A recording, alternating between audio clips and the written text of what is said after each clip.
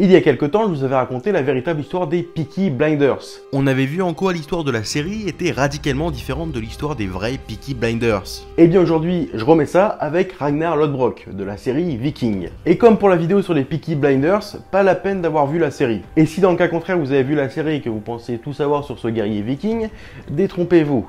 Car la véritable histoire de Ragnar Lodbrok est parfois à la frontière entre la réalité et la légende.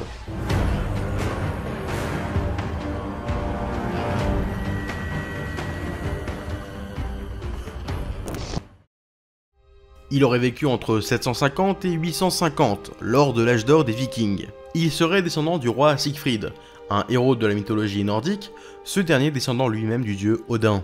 Et ouais, le gars serait descendant d'un, si ce n'est le dieu nordique le plus badass. Ça vous pose un peu le personnage. Et oui, Ragnar Lodbrok, exactement comme dans la série, est un guerrier redoutable et surtout ambitieux, avec une soif de découvrir le monde qui l'entoure. Ses prouesses au combat lui vaudront le titre de Jarl du Danemark. Et Jarl, avec un J, c'est un équivalent pour comte. Ses faits d'armes les plus marquants sont sans doute ses expéditions en Northumbrie, un royaume situé à cheval entre l'actuel nord de l'Angleterre et le sud de l'Écosse. Des expéditions qui lui vaudront une très mauvaise réputation dans le monde chrétien, alors en pleine expansion en Europe. En effet, il a l'habitude de piller des villages le dimanche. Pourquoi le dimanche? Parce que tout le monde est à la messe, donc c'est facile d'encercler l'église et de se servir. Il continue ses expéditions et ses pillages dans les nombreux royaumes saxons. Et oui, l'actuelle Angleterre que vous connaissez aujourd'hui n'existait à cette époque absolument pas. Et tout ce territoire était décomposé en plein de petits royaumes. Je vous ai déjà parlé de la Northumbrie, mais il y avait aussi le Wessex, la Mercie, le Wessex, le Kent, le Sussex et plein d'autres. Mais après son passage dans ces tout petits royaumes, Ragnar et son ambition dévorante convoitent de nouvelles terres et de nouvelles richesses. Un peu plus au sud cette fois, en France. Enfin, la Francie. Enfin, ce qu'était la France, parce que là encore, sur la carte, ça n'a rien à voir avec la France que l'on connaît aujourd'hui. C'est alors que va avoir lieu le plus grand fait d'armes de Ragnar Lodbrok. Avec une centaine de dracars et plusieurs milliers d'hommes, il débarque en Francie de l'Ouest, précisément en Neustrie, l'actuelle Normandie. Et ouais, le débarquement de Normandie, ça date pas d'hier. Rapidement, ils atteignent et mettent à sac la ville de Rouen, avant d'utiliser leurs dracars pour remonter la Seine. Direction Paris.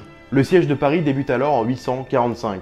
Ragnar attaque la ville le dimanche de Pâques. Ouais, décidément, il a bien compris que chez les chrétiens, un jour de fête, ils ont tendance à baisser la garde. Le roi de Francie d'alors, Charles le Chauve, laisse une partie de sa ville brûler, impuissant face aux guerriers vikings. Seul un généreux paiement convaincra les vikings de faire demi-tour. La légende était née. Mais comme toutes les bonnes choses ont une fin, il est temps de parler de la mort de Ragnar. Bah, on sait pas trop comment il est mort. En fait, il existe deux versions. L'une glorieuse et légendaire, et une autre moins glorieuse et moins légendaire, mais plus probable. Bon, lors d'une de ses expéditions en Northumbrie, vers 865, il aurait été capturé par le roi du patelin local, le roi Ael.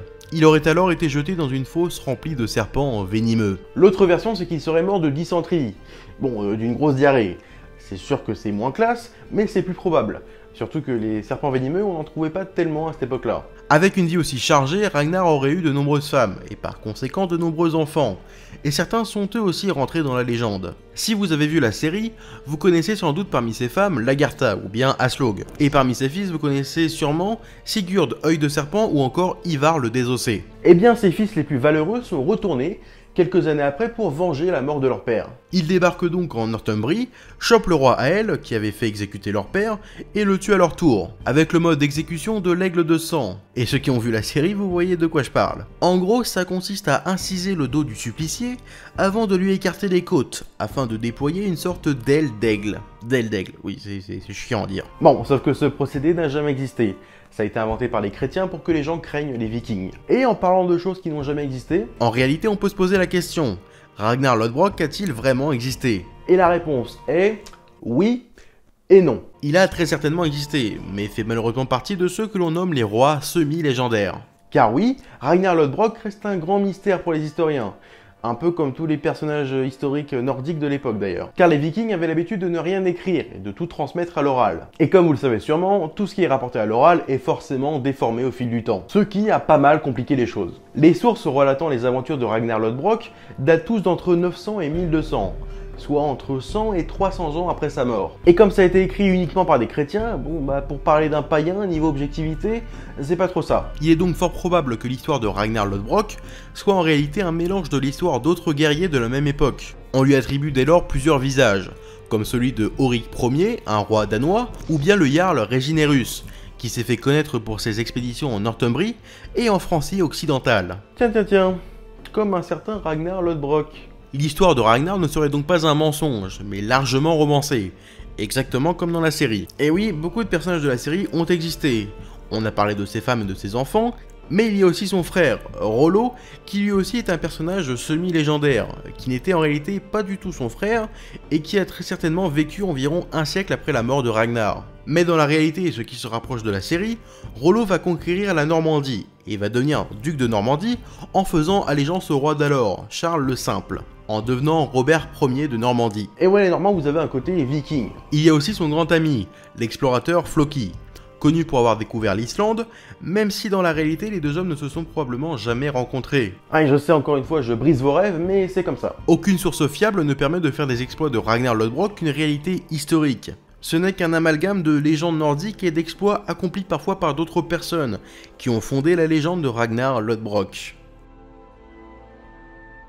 Merci d'avoir regardé cet épisode, pensez au like, aux commentaires, aux abonnés, allez me soutenir sur Utip si vous avez envie, en regardant une pub ou en faisant un don. Allez me suivre sur Twitter et moi je vous donne rendez-vous dans de prochains épisodes.